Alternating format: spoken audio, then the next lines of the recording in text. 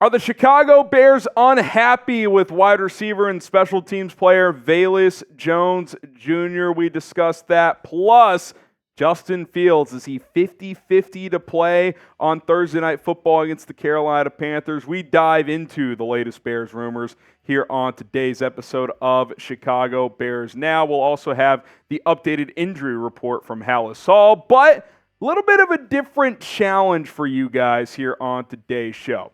For every new subscriber we get on today's video, that's going to be one shot of beer or a seltzer that I have to do on our next video tomorrow. So this is going out Tuesday afternoon, evening. We'll have a video go out Wednesday before lunchtime. If we get 50 new subs, that's 50 shots of beer. 200 subs, 200 shots of beer. It's up to you guys. So however many new subs we get, that's one shot of beer I'm doing on the next video.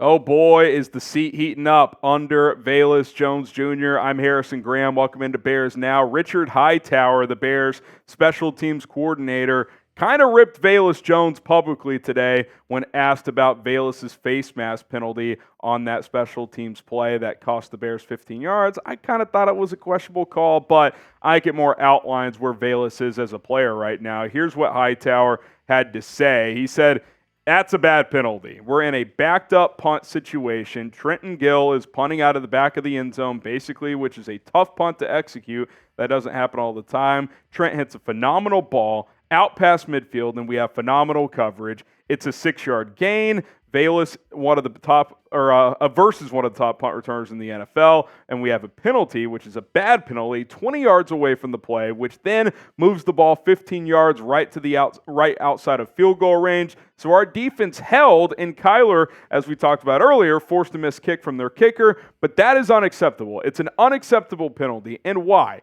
Because we pride ourselves on situational football, so it's unacceptable." I hear that, and I think Velus Jones is in trouble. I talked about this on one of our videos on Monday. I think cutting Velus Jones is justifiable at this point. The only time we say his name or hear his name is in a negative connotation.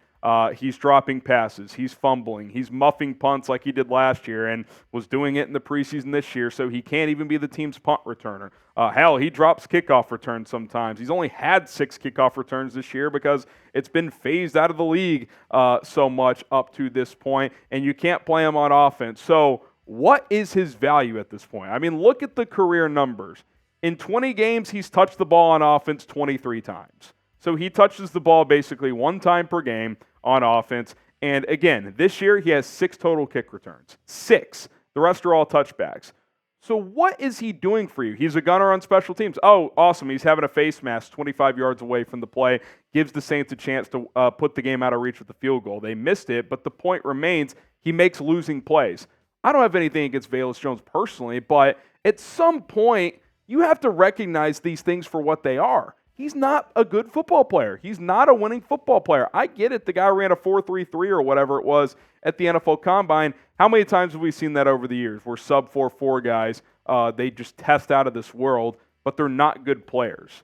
Velus Jones falls firmly into that category. It was a bad draft pick. They picked him way too high. If this was a 5th or 6th round pick, it wouldn't be a huge deal. Hey, day 3 pick didn't work out. It sucks that's a 3rd round pick, but it hasn't worked out. Like, what is going to change at this point in time? Type C if you would cut him. Type K if you would keep him. If you want to keep him through the rest of this year, that's fine. But in my opinion, if he's on your roster next year and hasn't drastically improved, you've failed as a front office and as a coaching staff.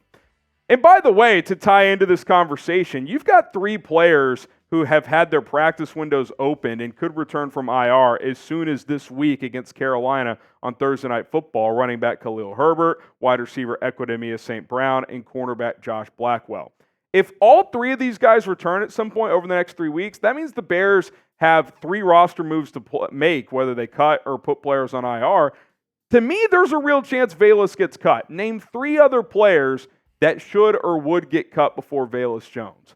I mean, the list is short. I mean, maybe a guy like Darrington Evans, but I think he's giving you more production, even though the running back position is going to get crowded here. Maybe a player like Greg Stroman. He's a better special teamer at this point. I don't know, man. I look at this for Velus Jones, and it's like, I want you to produce. I want you to be successful. He does seem like a great dude, but at the end of the day, if all you do is make negative plays, it's hard to go to bat for you. And that quote from Richard Hightower, he's not going to bat for Velus Jones. He's calling it an unacceptable penalty. It's bad football, man. It's not looking good for Velus. Okay, before we continue, are you going to Bears versus Panthers on Thursday Night Football? Let me know if you're going to the game. Type Y for yes. Type in for no. Curious to know who's going to this one. And if you're on the fence or if you're thinking about going, use GameTime, our ticketing sponsor here at Chat Sports, to go to that game. GameTime is the best ticketing service that you are going to find. Be sure to download it today, because buying tickets to a sporting event, concert, comedy show, or anything else, it shouldn't be frustrating. It shouldn't be stressful. And with GameTime, it is very easy. It's painless. They're going to show you all the prices for different events and different seats within that event and show you the vantage point of your seat, because there's nothing worse than trying to buy a ticket but not knowing what kind of view you have until you get to the stadium. With GameTime, you can see exactly where you're going to be sitting when the Bears take on the Panthers this week. Download the GameTime app today, create an account, and use our promo code BearsChat. Submit that code BearsChat. That's going to get you $20 off your first purchase. I've used GameTime several times now to go to TCU games, to go to Rangers playoff games. Living down here in the DFW area, you can do the same. GameTime. Download it in the App Store. You'll see the icon there in the bottom left-hand corner. That is how you know it's the right app. Download it, create the account, use promo code BearsChat. Last-minute tickets for the lowest price guaranteed with GameTime. Trust me, you are not going to regret it. Let's talk more about the quarterback game time decision. They haven't said that yet, but that's how I feel this is going. I think it's going to be a mum's the word situation until we get to the game on Thursday. Matt Eberflus said on Monday that we'll know more on Wednesday, but knowing Flus, he's not going to reveal much. He was listed as limited for a second straight day. It was another walkthrough practice, so not any hitting or anything like that. His status is not finalized, obviously, for Thursday Night Football. Jeremy Fowler had this note earlier today saying today's practice will be big in determining whether Justin Fields can play Thursday night versus the Panthers. Tough turnaround on a short week, but he's got limited work in 2 practices so far, and the team will see what he can handle today. I get the feeling that he might sit another week. I think he probably would push to play, but with it being a short week and with that thumb probably not going to be 100%, what you can't afford as you're looking to evaluate him the rest of the season is for him to re-aggravate that thumb injury when he wasn't quite 100%, and then he's out another 4 to 6 weeks, and that knocks out most of the rest of the season. Now, selfishly, I want him to play. I think he wants to play knowing that he's got limited opportunities left to prove to Ryan Poles and this Bears front office that he can be the guy. But the advantage of sitting him this week is then you got another 10 days before you go to Detroit. Yes, a tough opponent to return for, but by then you would think that thumb would be mostly, if not fully, healed. So it's a tough decision. I think it'll be a medical one at the end of the day. If he's cleared, I would expect him to play, but if not, I think they will hold him out, and it will be Tyson Bagent. I think it's 50-50, like I said. I do think it could be a game-time decision where they warm him up on Thursday and see where it is and feel like if he can play through it or not. Because my biggest concern is not necessarily if he has a clean pocket, if he can deliver the football, but we know with his play style, moving around and holding the ball too long sometimes, or following through, just hitting a helmet, just a fluke play. There's so many things that can happen that I do wonder how much that plays into this decision.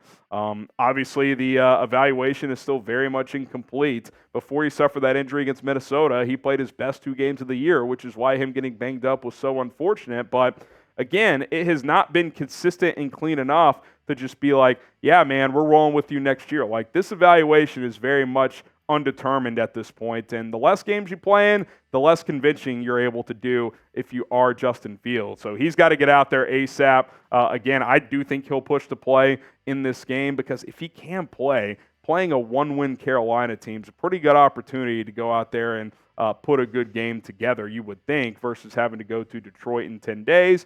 But on the flip side, you're going to be more healthy in 10 days, so it's all tough. It's all a tricky situation, but that's up to the Bears. It's up to Fields, up to the medical staff to decide what the best course of action is. Take a guess for us. Will Justin Fields play on Thursday Night Football? Type P for play or type S for sit. If you had to guess, what do you think the outcome will be? P for play or type S for sit. Get to some other injury notes before we get out of here. Nate Davis did not practice. I think he's missing at least another game here with that high ankle sprain. Khari Blasingame, he's going to be out dealing with that concussion. Tremaine Edmunds did not practice. I bet they hold him out a week. Jack Sanborn played really well last week. You don't need to force it with Tremaine Edmunds. Let him get that extra 10 days of rest. Terell Smith still has mono, so he looking like he's going to be out again. In the limited and full participants, here, Justin Fields was limited with that thumb injury. Khalil Herbert, full participant. We'll talk about him, EQ, and Josh Blackwell, all who were full in a second. Cole Kmet was a full participant after sitting out yesterday's walkthrough. Jaquan Brisker back from that concussion protocol. He's full. Tyreek Stevenson full as well. Herbert, EQ, and Blackwell, who we mentioned earlier, they're in their practice window to return from IR, and they're all full participants. So, again, it'll be interesting to see if on a short week, if 1, 2, 3, or none of those players are activated for this game, a decision is going to have to be made pretty quickly, I would think. And I think most interesting about that discussion is running back.